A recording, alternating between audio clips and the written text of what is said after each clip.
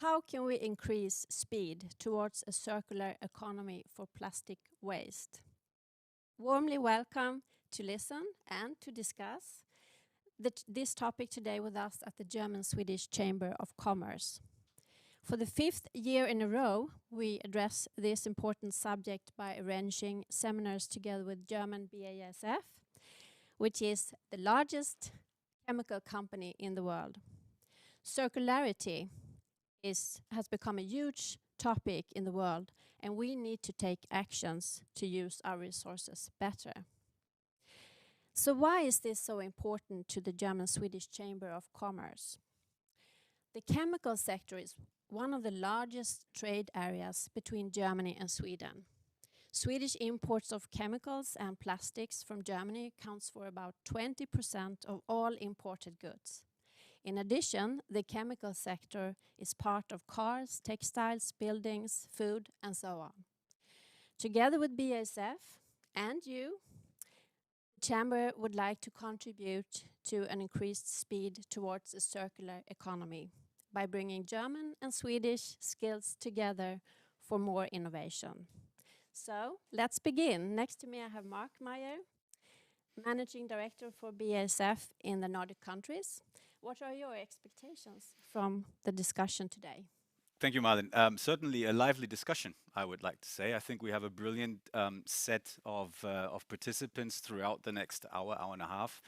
And as you mentioned, it's already the 5th edition that we run this sort of engagement under your umbrella and with your great support, Malin. And I think we've always focused on the topic of sustainability. We've always focused on increasingly more concrete topics. Last year, a bit Corona impaired, we specifically expanded on the subject of chemical recycling as one technology in the space. We will certainly also touch on that throughout the discussion today. And I think it is very important that we also, and we will hear a little bit from our point of view, that not only technologies for recycling and other innovations are required, but also in the context of circularity, that we also address the topic of net zero and how do we actually transition, for example, companies like ourselves into a more CO2 less emitting setup and environment. So I think we need to also not lose the holistic view, and we will hear about that a little bit later today. Yeah, I'm just really looking forward to the engagement throughout the day, and I'm really excited. Yes, thank you, Mark. And I would like to introduce you to Sanna Balsvik, who is the moderator today. Welcome, Sanna. Thank you, and thank you, Malin and Mark. It's an honor meeting you all and also moderating this interesting and important forum. So welcome to all of you here at the Chambers and all of you behind different screens, wherever you are. I know that you're from all of the Nordic countries and Germany and some other countries as well, actually. So welcome to all. Now, today we aim to look into the future and try to be concrete on how actions could and should be taken in order to move forward in this, and to also talk about different and important collaborations. Now, first of all, we will hear 3 different speakers from different perspectives, and then we will have a panel discussion. And in that, we are also open to answer questions from all of you watching. So please just put an email to us with your question, and we'll try to answer at least some of them later on in the panel discussion. And now we are ready for our first speaker. With us here to set the scene, to give us an outlook of the big picture and the latest update within the chemical industry, and especially BASF's ambition towards net zero emissions. So please welcome Senior Vice President and Head of North, West and Central Europe at BASF, Harald Flansel. Welcome, Harald. Thank you very much. I'm very happy to be here today. So also a warm welcome from my side to everybody listening to this exciting dialogue, I'd say. And as we already heard, today's event here at the German-Swedish Chamber of Commerce is about transformation and managing change. More specifically, we will focus on circular economy. However, I'd like to give you a bigger picture. We'll talk about fundamental change and disruptive developments in the industry as a whole. Personally, I'm very happy to be here to speak to you today. I'd like to show you which challenges the chemical industry is facing today and how we at BASF meet these challenges. We are having a clear commitment to change. We see ourselves very much in the lead. We call it Net Zero 2050.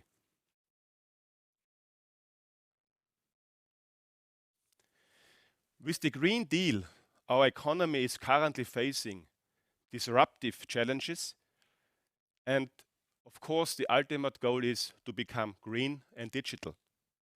But it demands even more from the industry. There are two additional transformations required. On one hand, it's the zero tox through the threat of ban on chemicals with certain properties. On the other hand, we need to switch to a circular economy. The green transformation is the ultimate goal of the European Green Deal, of course. The EU Commission has set clear targets. I'd say there's obviously no shortage of ambitious goals. However, Europe is to become first in becoming a zero or CO2 neutral continent by 2050. This is a clear challenge, this is a clear target, it's an ambitious target. However, we need to act now. That's clear. But on the other hand, there's a very valid question which we raise. How do we get there? And what is the role of the chemical industry? What is the role of BASF in that journey?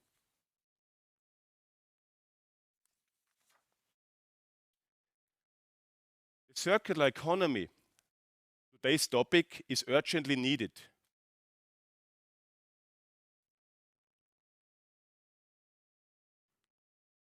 Sorry.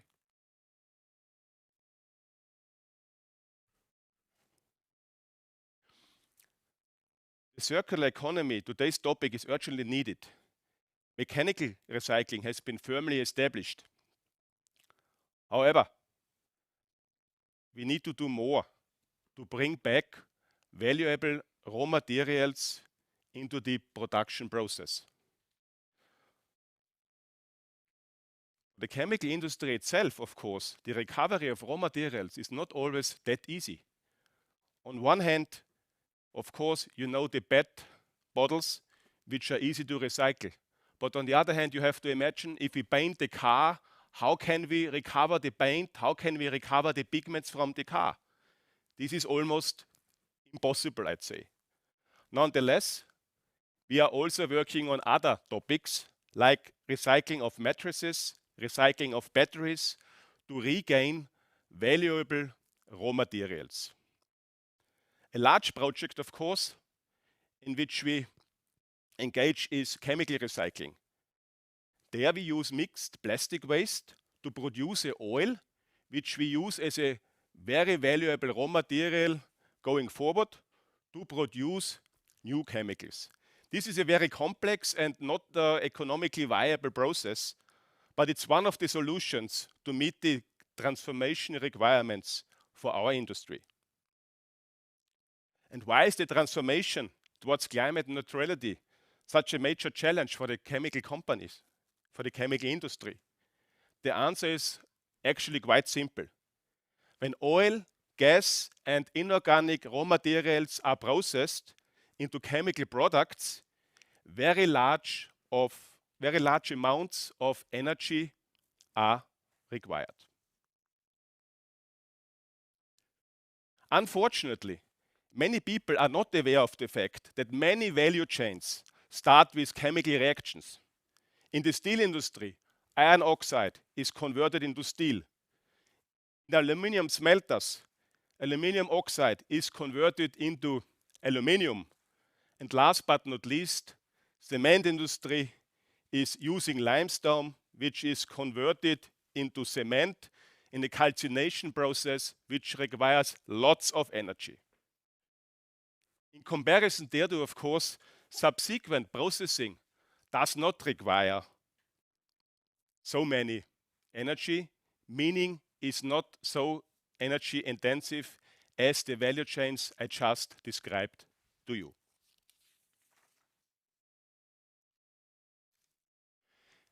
BASF is very much supporting the Paris Climate Agreement, and therefore we have made a clear commitment earlier this year. We want to reduce absolute CO2 emissions until 2030 in relation to 2018 by 25% on one hand, and on the other hand, we want to become climate neutral by 2050. Our goals are clearly very, very ambitious, and we will only succeed if we develop completely new technologies for our processes. And this is the important topic to which I will come back later on, we need sufficient renewable energy for our plants, for a competitive price in the volume we need it. And this won't happen without innovation. Currently, we are building new pilot plants and gaining access to renewable energy, as you probably heard from the press, on a large scale. Altogether, we will invest around about 4 billion euros by 2030 to move into the direction which I just have been describing. In order to achieve our goal, of course, at the end of the day, we rely on a mix of measures.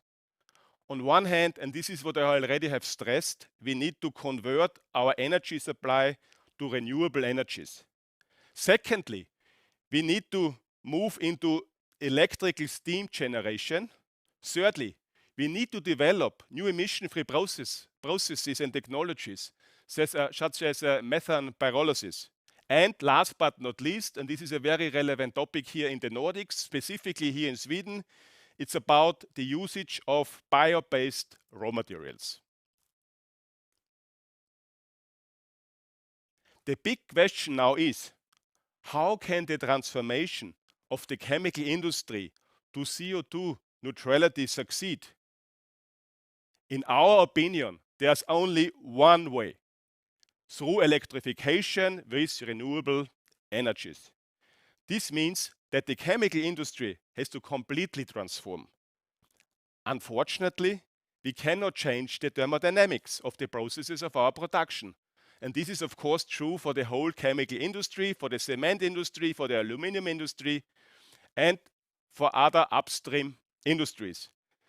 These require large amounts of energy at the end of the day, once we have converted these processes. And we have to be clear, the chemical industry will always need lots of energy.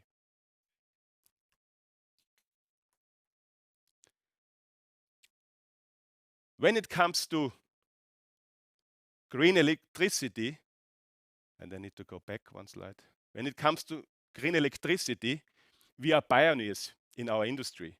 We are currently working with Waterfall, a company you all are very well familiar with. It's a Swedish company. Currently, we built the world's largest wind farm with a capacity of 1.5 gigawatt. However, this wind farm will only cover a fraction of our future demand. We are rethinking chemistry as BASF and its processes, and we will transform our value chains accordingly. The debate around CO2 is not just a challenge for us, but for the whole industry. There's also a requirement that the society places on us. We can see already that our customers are demanding, once it comes to sustainability issues, CO2 reduction targets for the customers, when we talk about the bio-based products, and all of those, I'd say is very important, and you can see on the slide, it's about recycling content, it's about bio content, and this made us think. And therefore, we are creating the needed transparency towards our customers. We create transparency for all our 45,000 sales products for our customers by the end of the year. We have developed our own digital solution with which we can calculate CO2 emissions of every product.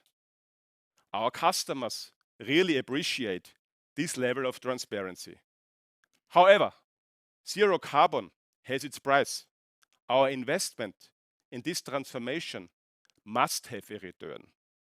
Climate protection is not possible without maintaining competitiveness. And I think this is very important. I'd like to repeat this. Climate protection is not possible without maintaining competitiveness. Climate protection, of course, is becoming a growth driver and an opportunity to grow faster than the market. The next few years will show whether we can turn that into profitable growth for BASF.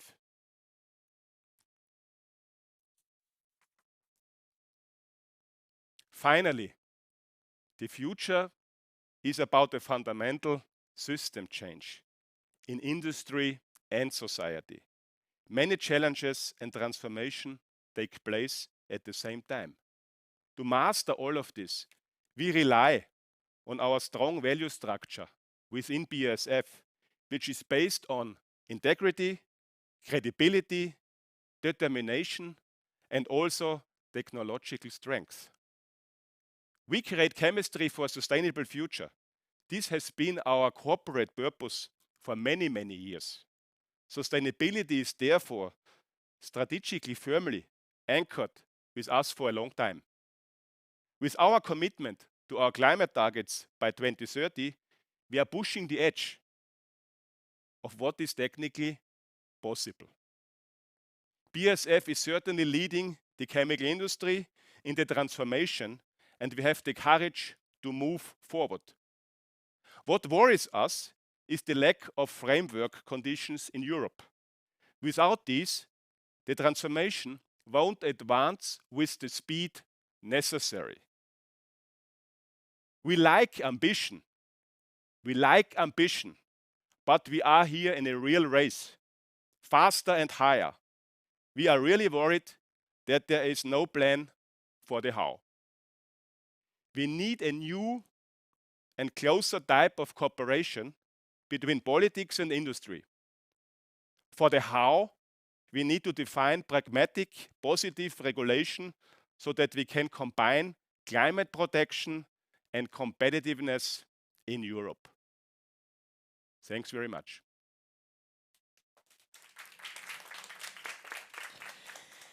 Thank you so much. That was very interesting, I think. And you say that you put in research and large resources and investments in trying to reach your goal. Now, what would you say is the most important decision or action that must be taken in order for you to be able to reach your ambition goal of net zero emissions, would you say? Thanks very much for this question. Of course, I mean, we are having, let's say, one objective, and this is we need renewable energy to convert our processes. Right now, of course, some of those are using natural resources, and if we want to transform these processes, we need electricity. And I think I tried to outline that. Of course, there are many more specific projects and processes in place right now with which we want to conquer that challenge. But as a prerequisite, therefore, we need renewable energy at the locations where we produce for the right price, and of course also the right volumes need to be supplied. So the biggest challenge in a nutshell for us we see, and the biggest prerequisite which we see and have identified to make a successful transition is the availability of renewable energy.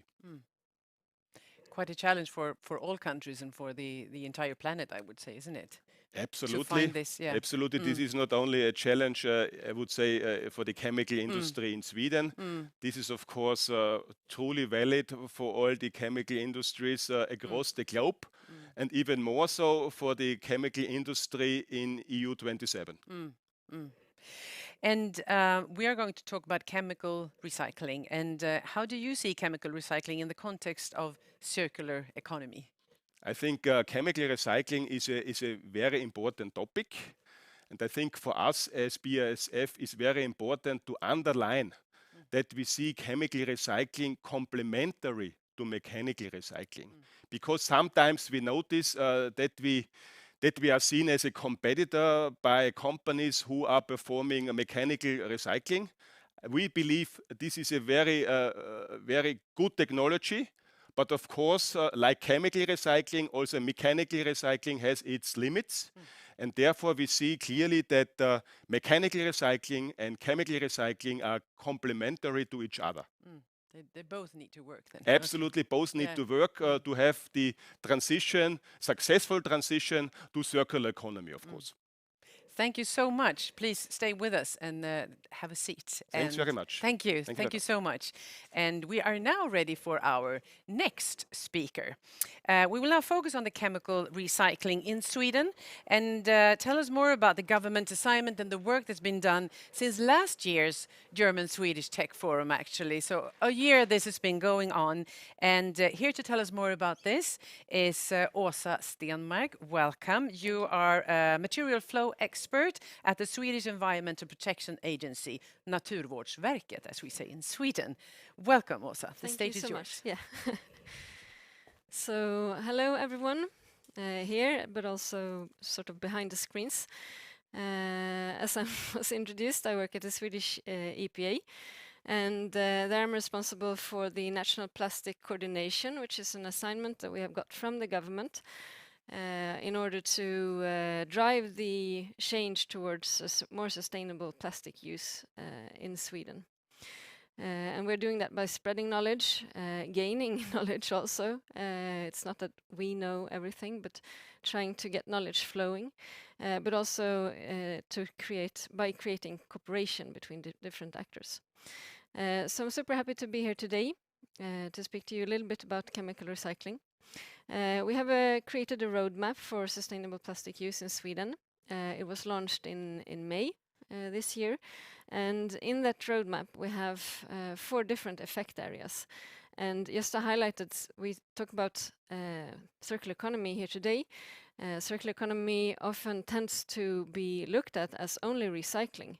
But this is not really true, right? We need to acknowledge that we also need to actually, and I'm sorry to say this to you, BASF, we need to actually also reduce the amount of plastic that we use.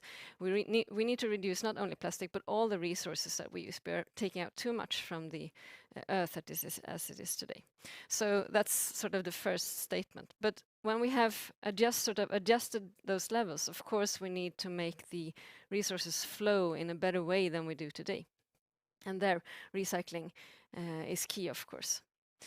So as you said, we have this year had a special governmental assignment. This is not the coordination, but the Swedish EPA, on looking into how we can increase recycling of plastics in Sweden, and with a special focus on how could we also improve the conditions for chemical recycling in Sweden, and what's the key with chemical recycling.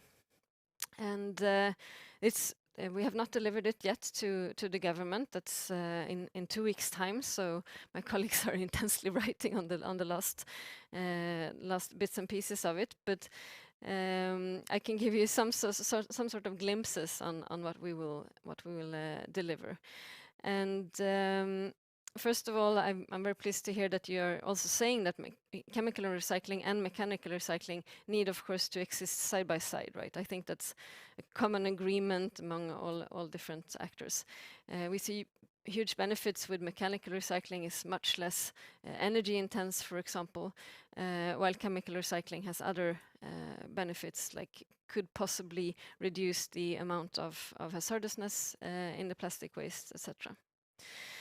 So we also found out when we did this assignment, we had lots of discussions with the industry and with the Swedish chemical industry, for example, as well. And they clearly stated that, of course, in order to make this work, we need clarity around different concepts.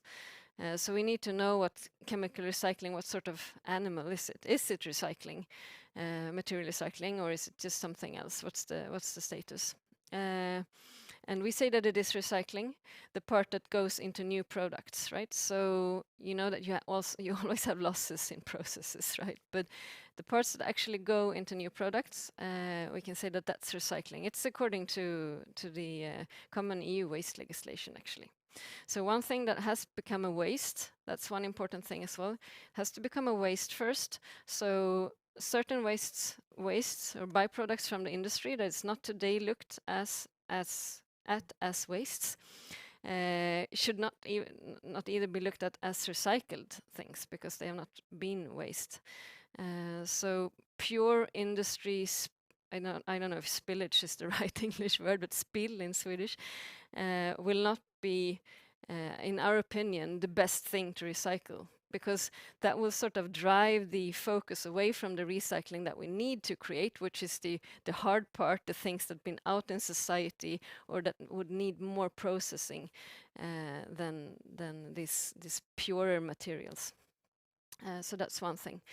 Then, of course, when it comes to all kinds of recycling, when we start to put demands, for example, on recycled content into products, as we have in the Single-Use Directive, for example, on PET bottles, we know that the chain of custody thinking would become important. So how much of exactly this bottle is recycled and of that bottle, and how much out from one process that goes into one product or another. So these kinds of chain of custody models are, of course, very important to have them right, because we here see a sort of a risk of greenwashing, right? That you could say that, well, this is all pure green or recycled, while the recycled content is maybe somewhere else in another product, but you earn more money from this product, for example.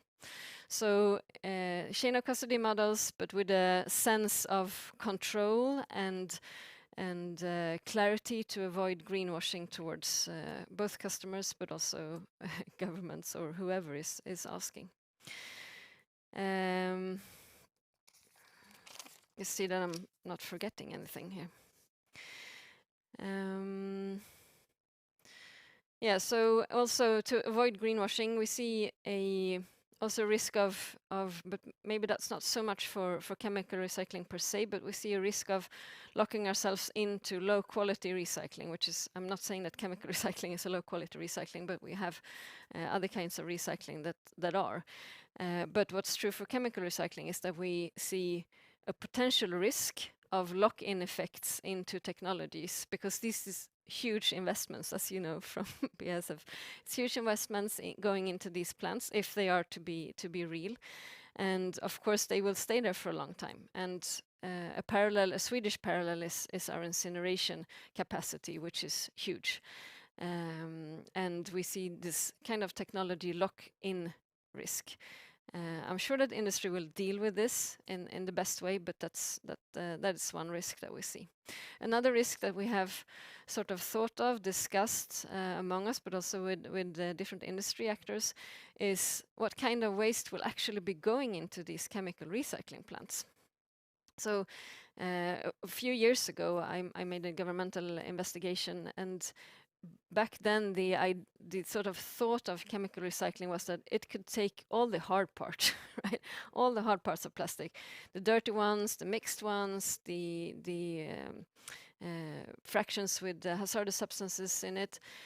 But now, as we have learned more, we know that this is not really the case. So also chemical recycling needs actually fairly clean streams in order to get a good product out. Okay, if you want to do some sort of fuel out, this is not important. But if you want to do material, high quality material, which I believe that Elna will speak about later, then you would need to have fairly clean streams into these recyclers. And then what will the competition be between mechanical recycling and chemical recycling?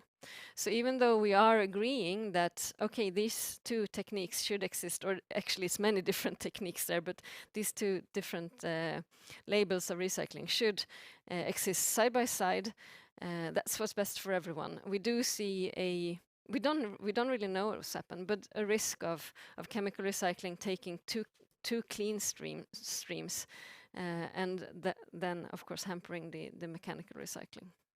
So this is a risk that we see, and we'd love to discuss that more with different actors. Of course, you would argue that economy, for example, would prevent this, because chemical recycling will be more expensive than mechanical recycling, perhaps.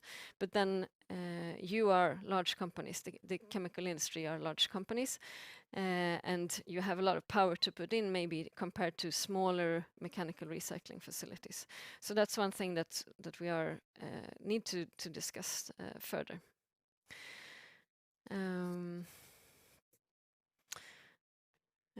Yeah, so as I said, we do believe that chemical recycling has a really, we have a need for it, so to speak, in order to solve parts of the problem. We also know that much more technology development is needed in order to get us to full way, so to speak.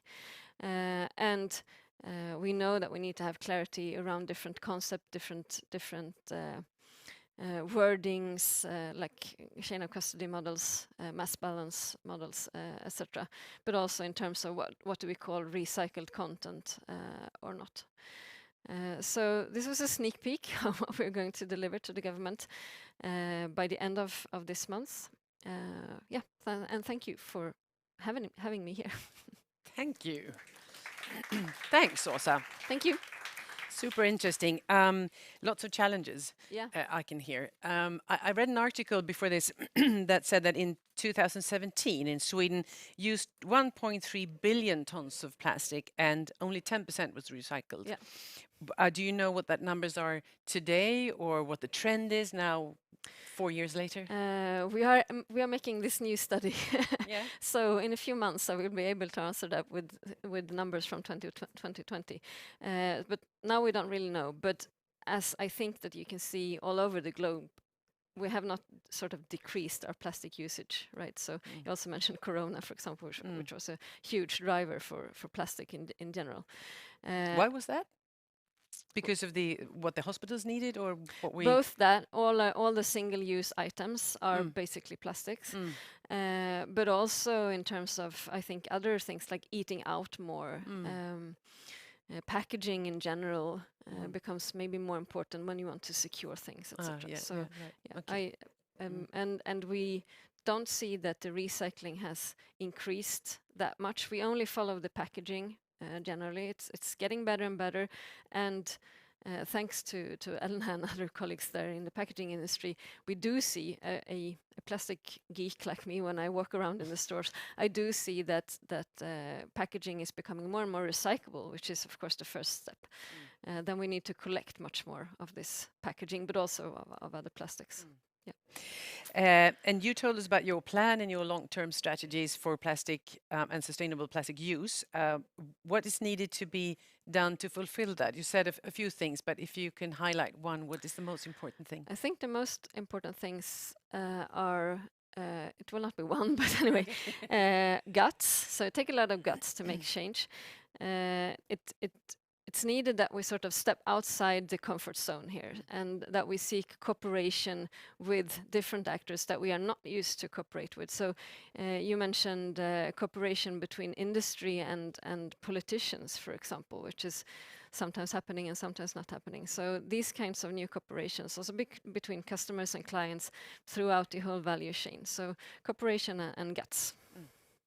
Thank you so much, Åsa. Thank you. Please stay with us. Thank you.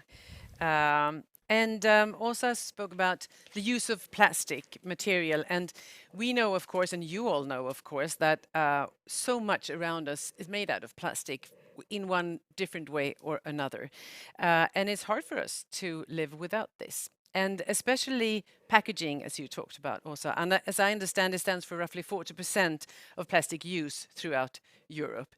And I think we all can understand and feel the bin of plastic in our kitchens growing very fast when we have to go to the recycling stations often with our plastic packages. Now, here to tell us more about packaging is Elna Hallgård. Oh, there you are. Welcome. Development Manager for Packaging at Orkla Foods in Sweden. Yes, Welcome. right. Thank you. Thanks for inviting me. I'm very glad to be here. It's very interesting and inspiring to hear both you speakers before me, and I'm looking forward to the discussions later on. And I am also very happy to be able to share with you how we see, as a food producer, we use a lot of packaged material, of course, and also plastic, and to share with you of how we see on this circular economy for plastic, what we think about that. Because, of course, plastic is a very important packaged material for us. The package, as you know, main purpose is to protect the food from the harvest all the way until it's consumed by the consumer, and do it with by minimizing the food loss and protect the food and so on. And there, plastic has many advantages. It's lightweighted, it's easy to transport, it can protect the food very well, and it can also have benefits for the consumers. But as we all agree on, we need to step up and get this circular chain of the plastic. And we have to act and do something very urgently. And as you also said, as a food producer, our main role is to design our packaging that is suitable for recycling, so that it's possible to recycle the plastic again. And here we are on a journey. We have a lot of things we have done a lot of things, but we still have a lot of things to do. And of course, we are very dependent on our packaging suppliers here. We constantly seek for packaged material which is recyclable with the same function and performance as the old packaged material, of course. And so we can still have this functional package with that minimize the food loss. So we continue to work on that, but we also need help from others in this packaging chain and to cooperate with others in this chain. And except from our packaging suppliers, as I said, we also need to cooperate with the customers, the stores, the consumers, the recycling industry, the plastic and packaging industry. So we work together, all of us. And not only the parts that are directly into this packaging chain, but also the parts in the society which indirectly affects this, like politicians, research funders, and so on. So we can reach these goals that we have in the EU to be able to recycle the plastic. Because in Sweden, unlike many other parts in the world, where the plastic issue is discussed, it's not that the plastics comes into the nature or in the seas, but it lies in recycling and the thinking of reuse. And the paradox that we see is when we look for recycled material to use in our packages, we can sometimes have a shortage of the recycled package material with the right quality. And still, we have so much used plastic to take care of. So to close this loop, we again have to work together. So today, I would talk a little bit more about the consumer perspective, also political incentive and the importance of research and innovation in relation to this. First of all, according to EU's new recycling targets, at least 50% need to be recycled of the plastic at 2025, which means become new plastic products or plastic packaging. And today we are somewhere between 10 and 20% here in Sweden, so we have a long way still to go, and we have to speed up that journey. One very important thing here is to change the consumer behavior. and create incentive for the consumer to recycle more. Today, we know that just over 40% of the plastic packages are collected and resorted by the consumer. And to be able to reach these targets, we need to get over 80% at least. And here we see the introduction of more home sorting facilities as an important action and to speed up, because we see in studies that when we have more close to home sorting facilities, it becomes easier for the consumer to sort their plastic, and the recycling or the sorting is increased. For example, none of us will think of throw the battery or a light bulb in the unsorted garbage, but for plastic we do.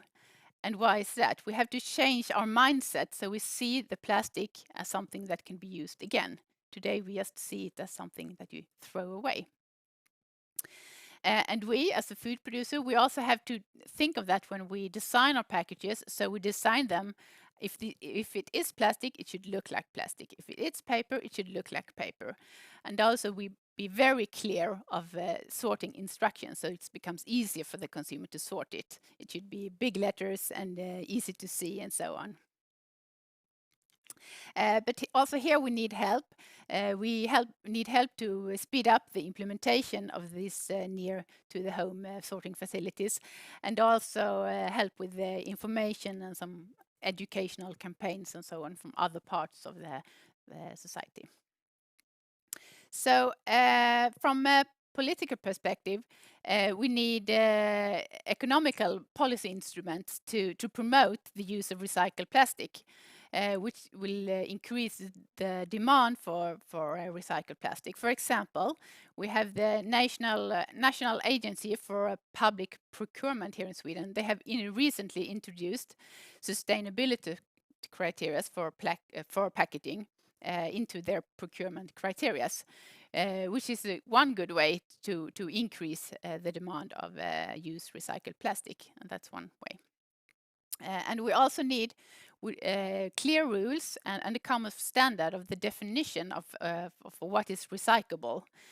For example, today when we buy packaged material from other countries like Germany, there we can have a certificate and a statement that is recyclable, but it's not recyclable according to the Swedish standard.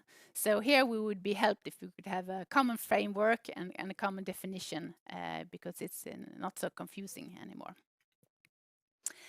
So we do not believe that we will achieve these goals in the EU without political efforts in Sweden. And we think it would be difficult for the industry to solve it ourselves.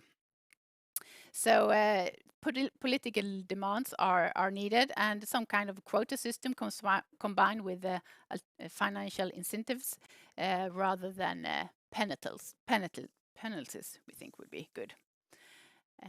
And finally, also comment on the chemical recycling that you have been talking to before. We also see that we need to speed up the development of new innovative recycling technologies.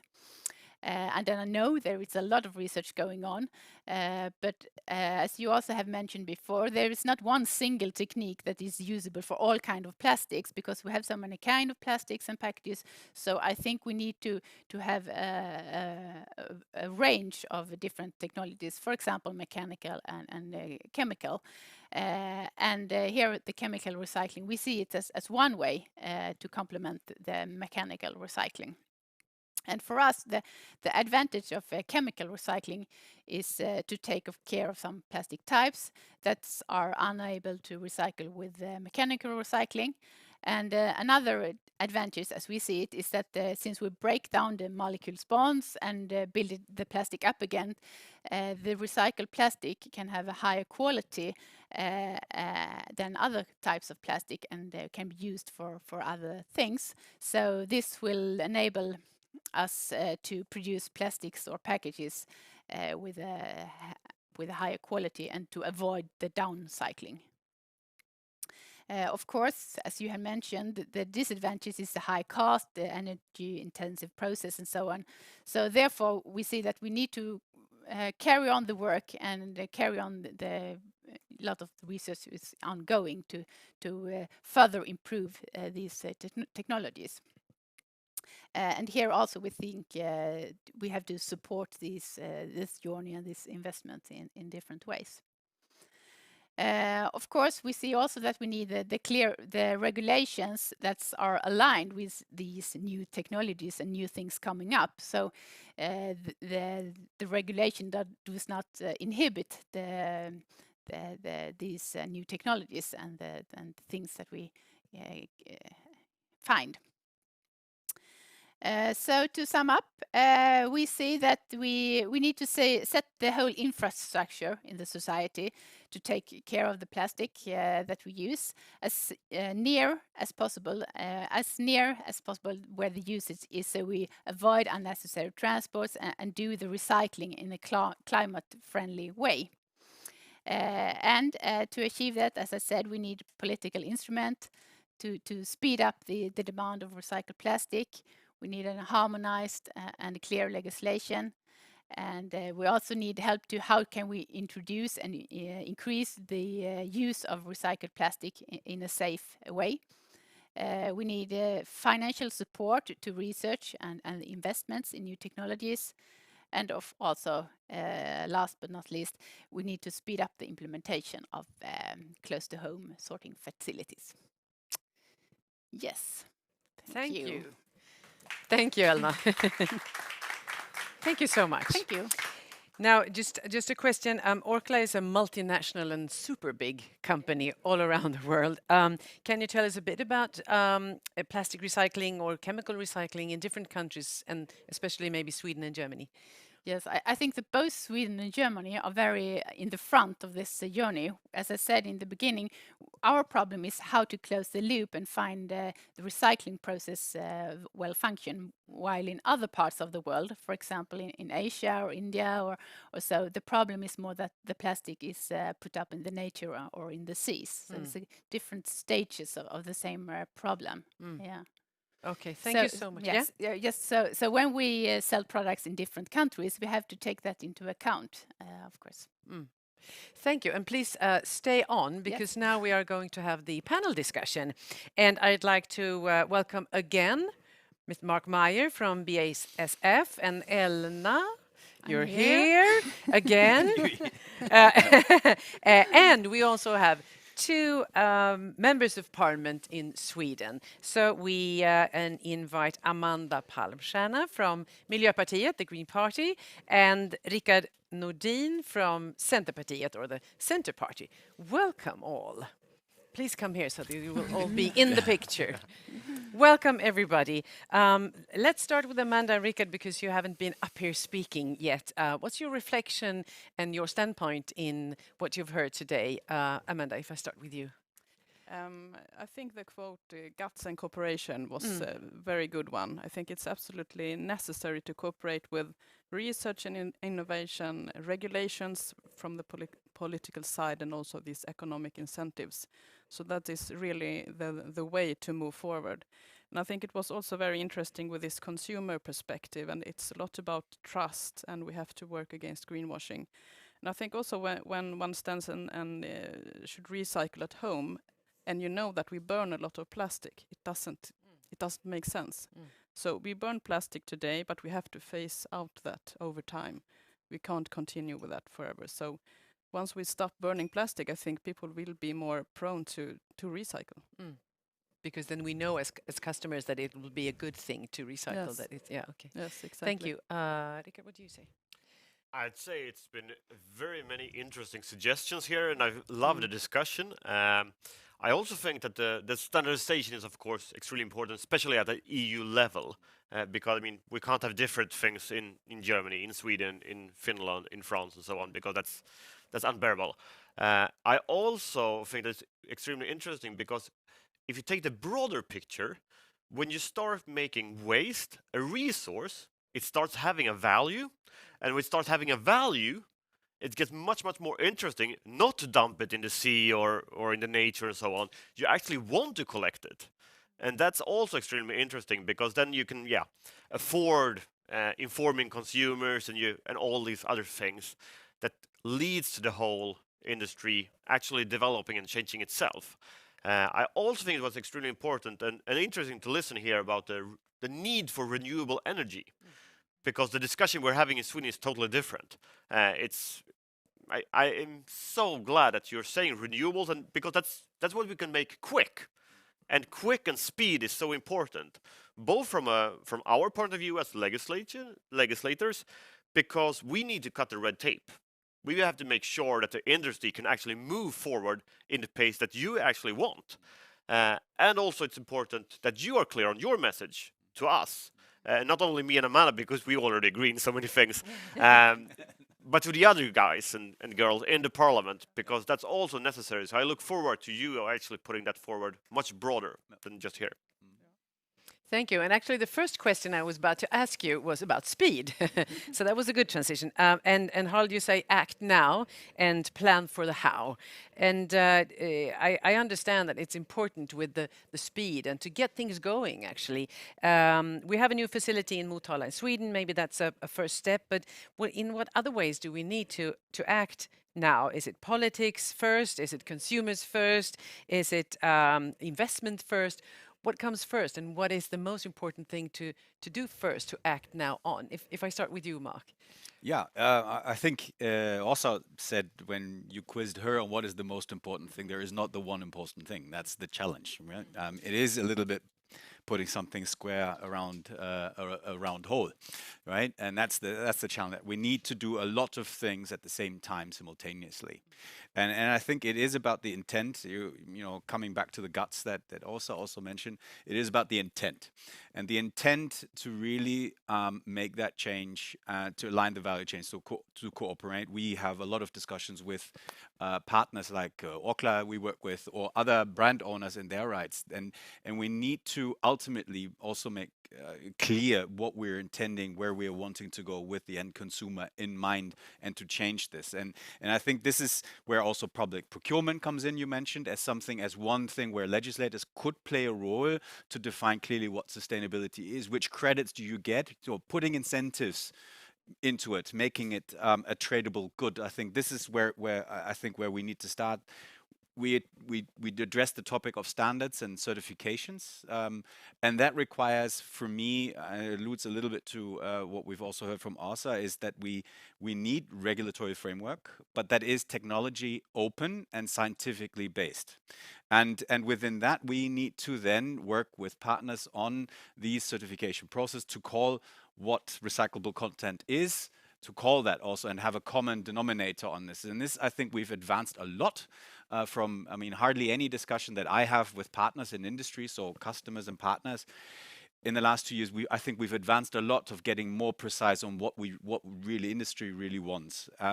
So I think, again, it's a lot of things, but I think it starts with the intent and the commitment to go out and actually do something around it. And we are certainly not only on the renewable part where we are putting our money where our mouth is, but also in the area of chemical recycling or other technologies. I think we're really trying to move and drive this, actually with an ambiguous outcome. We don't know where this will go ultimately. Will we meet our targets? But it's not doing is not an option. Not doing anything is not an option. And you talk a little bit about the mindset that also you said, Elna. What do you say about the speed in the development? What do we need to add? What do you think? You talked about this a little bit, but I think, as you said, we cannot. There is not one starting point. We have to act in all parts of this chain, because it's a circular chain. So we have to put efforts and start acting in all parts of it. So there is not one part where we should start. We should start in all parts and so work everybody from that. need to act. It's not the domino, where one start and then one start. It's more. Everybody needs to. We are all connected to each other and dependent on each other. Yeah, so of I course. think it's And what about the politics? Is that sometimes it's a starting point, sometimes it's something else? What do you say? I think we have a good framework. We have these roadmaps from the Fossil-Free Sweden. That's a start, I think. What I'm lacking right now is that because that's the industry that's done their work. Now we need the industry and the politics and maybe consumers and so on to kind of get together and make an agreement. Because we from the politics can't make it ourselves, you can't make it yourself, and the rest can't happen. So we've been good in Sweden traditionally on having these kind of partnerships. I've been working with a hydropower, for example. We made an agreement saying, okay, we're going to lower your taxes, but you're going to make a fund paying for all the small hydropower so they can make environmental standards better.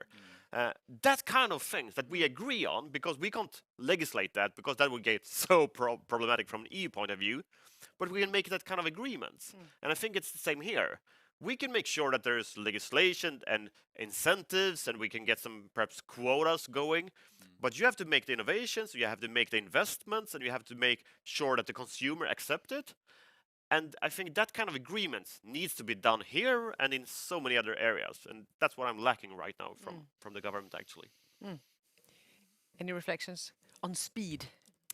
Yes, I will also say it's absolutely necessary to have all these parts of the puzzle. And we have these cooperation programs. One is for climate, for example, and I think we have to use that even more. And there the research and the industry and the politicians and governments can meet and really make suggestions. What do we need now to take steps forward? And here we see that there is coming a stream of suggestions for the politicians what we should do. And we put them into the budget, into the money sector, and also give tasks to different kind of authorities. But I also think that we really have to zoom out and see what material should be used in what place, like the right plastic in the right place, and also where should we not use plastics. So we have to always think about that, the reduce, reuse, recycle. It's an old thought, but it's still very important, and about these planetary boundaries. So, and I think and also this, that we can't just work in Sweden. We have to work at the European level, and we also have to work at the global level with this commitment about plastic. And I think the standardization plus public procurement is very, very important. And there we are now working with new regulations for public procurement, and also putting money to the authority for public procurement.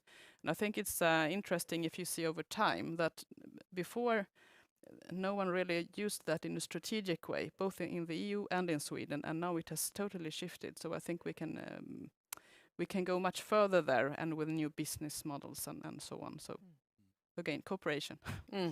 And luckily you all will have lunch together today, and hopefully you can talk about your different collaborations during that. But otherwise, because you've all mentioned, and also and the rest of you, when I talked to you before this meeting, you all mentioned collaboration, and you've said it again now.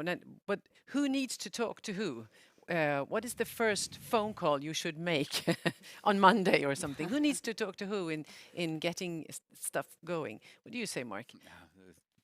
It is actually, what is the first phone? I mean, if I was to, again, it has a start and an end to a point of view. I think there is a lot happening, at least for the last 2 years, with customers and partners like Orkla, very, very close to consumer, that I think consumers are starting to vote with their feet.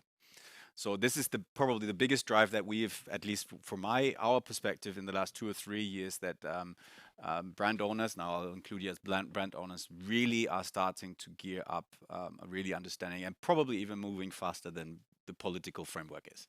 So I think lots of the discussions are moving on very fast, but we have one cardinal question at the end. Almost everything we're looking into right now will be more expensive than what we have become used to and what we're used to. And I think this is something we just have to, in that sense, I think we need to just face that you know, what we have done for almost 100 years, how our value chains have been built, optimized with generations of scientists, not only in our space, but in also all the other space areas, have been there for a reason, because they're cost optimized. And I think this is a big thing we will have to face. Talking about chemical recycling, and also mentioned to some of the challenges the technology faces at the moment. It's an emerging technology. This is not, plastic production is 80, 90 years old. It's optimized to the last single molecule in world scale plants because it's been around for that long. And chemical recycling isn't there, and that comes with inefficiencies in the process, and that comes with cost.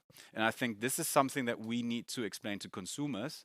And there we as industry, we have a role to play to convince that, put that out to at point of sale, at point of differentiation, and thankfully, people starting to accept that. We have brand owners, also Swedish brand owners, who champion this very strongly, and they use it as a differentiator. And that's new. And that's the game changer. If we get to the point where consumers really accept, I consciously take something which might be X, Y, Z more expensive, but then we as industry, we have to also profile it that way, then I think we are getting a major step forward. Because there are a lot of still, in our discussion, a lot of chicken and egg questions. What comes first? Is it, who has to pay for this? Yeah, we have intent, we have technology, we have roadmaps, but at the end, it needs to be paid for.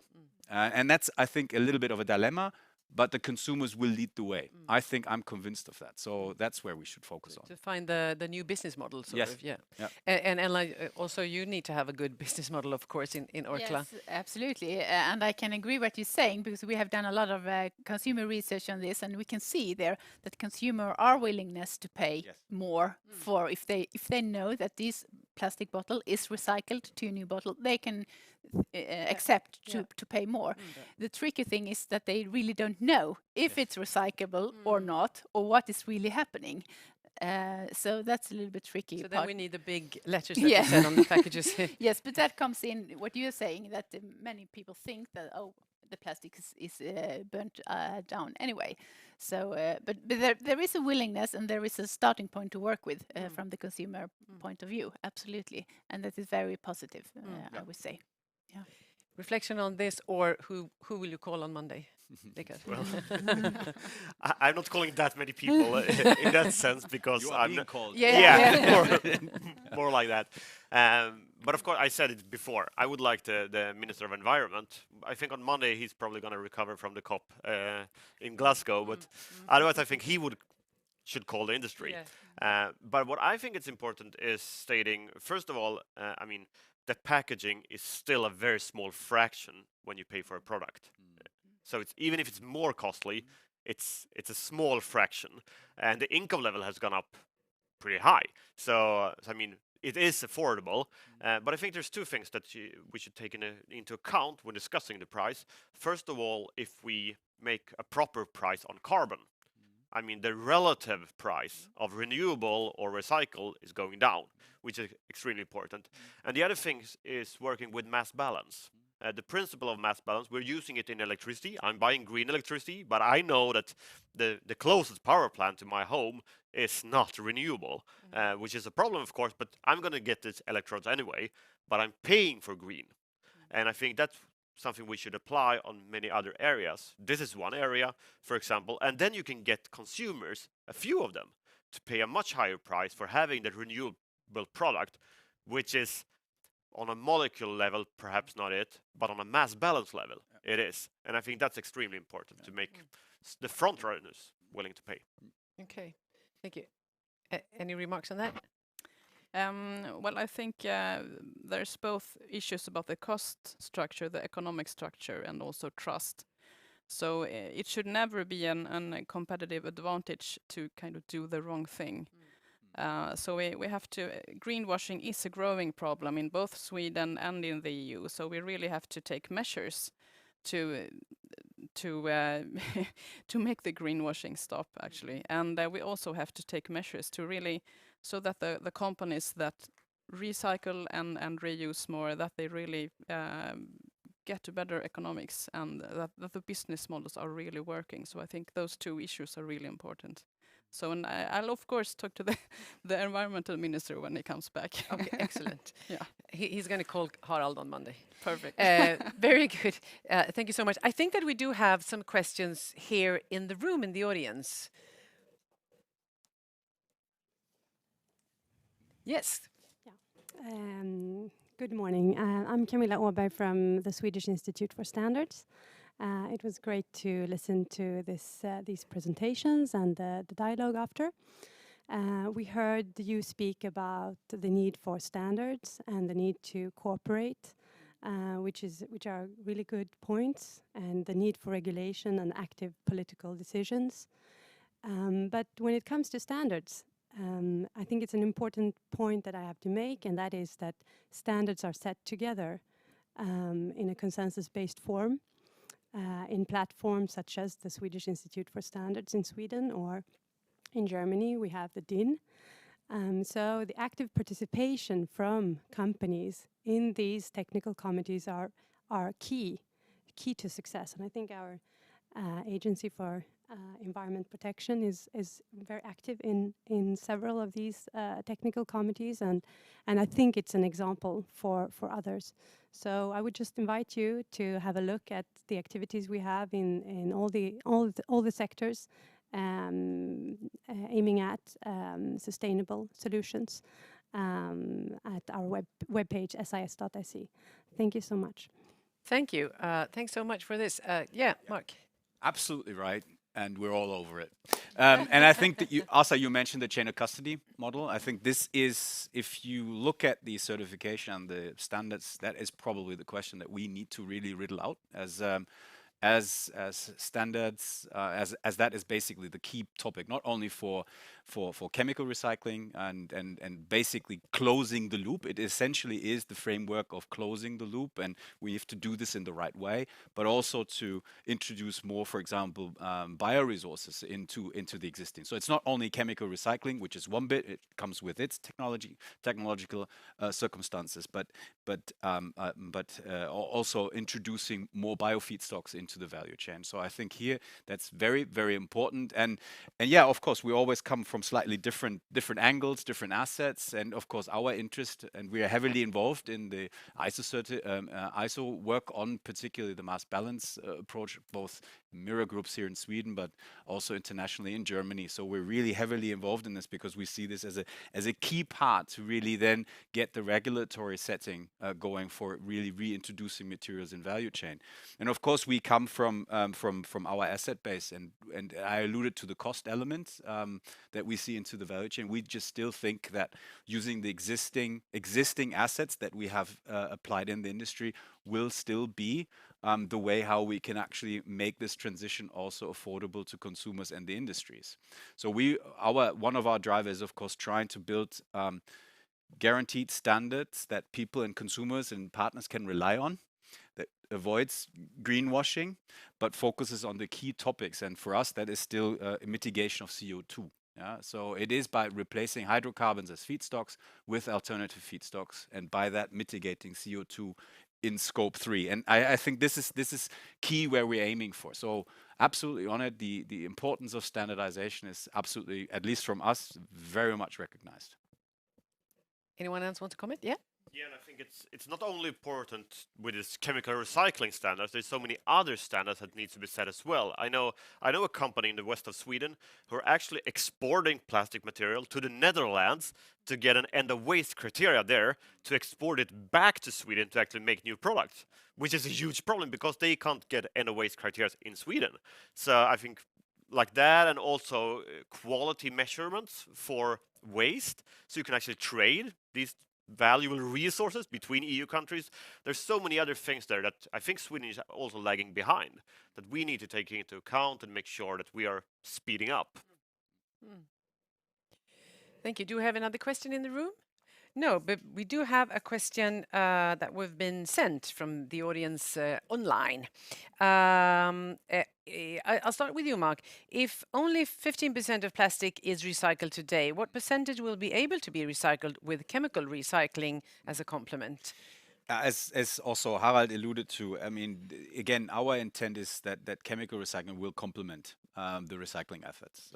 We clearly see that as clean fractions, and also alluded to, the clearer the fractions, the end-of-life plastic fractions you have, the more superior mechanical recycling is. That's when it comes to the reuse and the CO2 associated to that process. And I think this is a clear view. So how much chemical recycling will actually end up to be or will make up the final, let's say 2025, 2030 It really depends on how it will be taken up by stakeholders, how the framework will be implemented. We will need to overcome, and I mentioned this very clearly. It's still an emerging technology. We still have technological challenges that we need to sort out, particularly on getting rid of some of the unwanted substances within the process and getting more and more into the mixed plastic waste fraction, where there is no other viable alternative than energy recovery. And that's where we're aiming for. That's what we work for, but we need to do more of that. So we have a target as the European plastics industry to recycle 10 million tons. That includes mechanical recycling and chemical recycling by 2025 as the entire chemical plastic industry. And again, coming back to GUTS, is we have a company target of by 2025 to have 250,000 tons of recycled chemical recycled feedstocks within our product-based portfolio. And we're at the end of 2021. 2025 is tomorrow. Yeah, so we need to take decisions very, very quickly in order to really make that target actually also work. Ambitious. So that gives a little bit of an outlook. Another question, I think, for Amanda, Richard, from Helena, the CEO of Initiative Foundation and Sustainable Development in Sweden. How can the Stockholm Plus 50 UN conference contribute to accelerate action towards a circular economy in Sweden and international? Amanda. I think Sweden has a very long legacy in the non-toxic area, and I think it's really important to do the right thing from the beginning. And when you're designing plastics, that you really don't put in the wrong substances from the beginning, and then you can really achieve a high circularity. So I think, and there Sweden has really contributed to in the EU level in the discussion of circular economics with to not put in dangerous substances. So I think that's very important. And also with this sense of cooperation that has been going on for a long time in Sweden, and to make agreements. Yes. Anything to add? I think that if done correctly and properly, plastic is not a problem. Plastic is a solution. I mean, you think about food waste, for example. You have these plastic around the cucumbers. Sure, that's plastic, but if it would be renewable and so on and recyclable, that also prevents a lot of food waste, which is a huge problem internationally.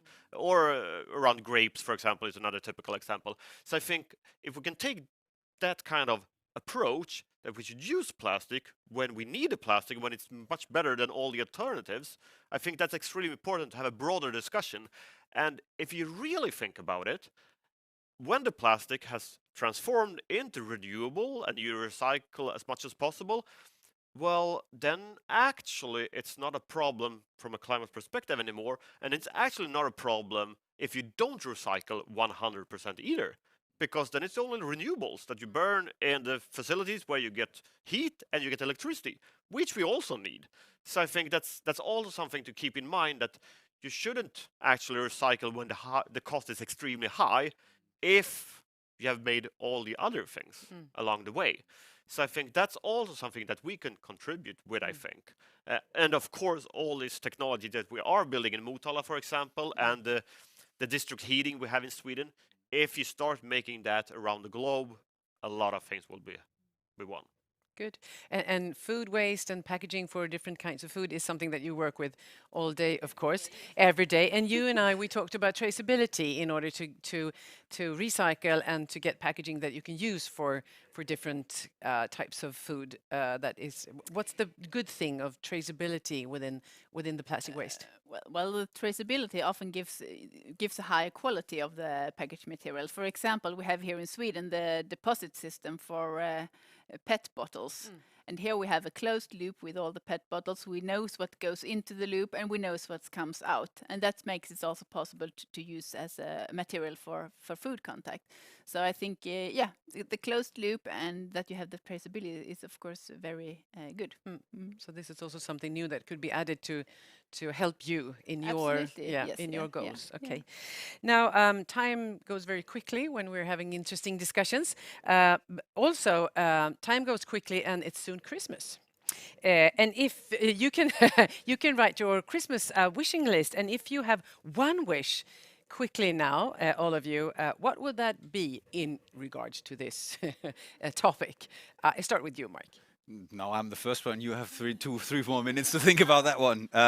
No, I think that we continue this dialogue. I'm really looking forward to the report on chemical recycling and what's in there. What I've heard from Asa, I think resonates a lot with what we also see, and we want to continue that dialogue.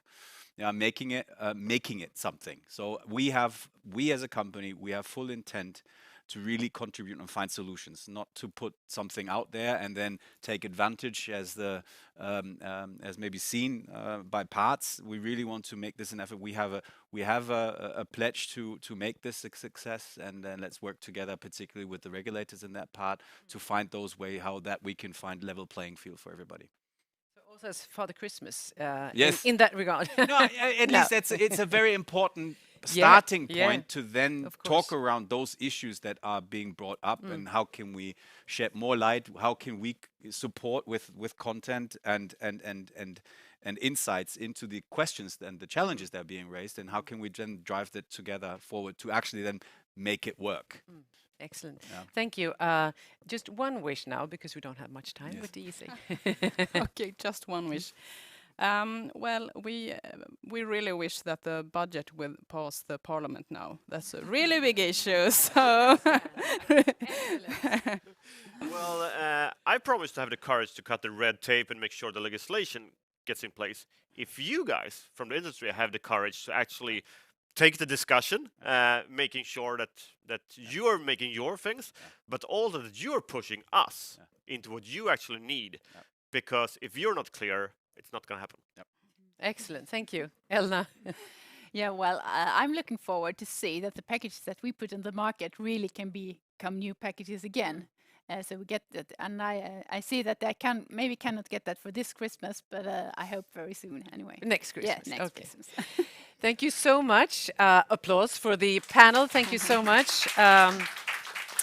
And thank you to all speakers and to all of you participating and listening to this interesting conversation.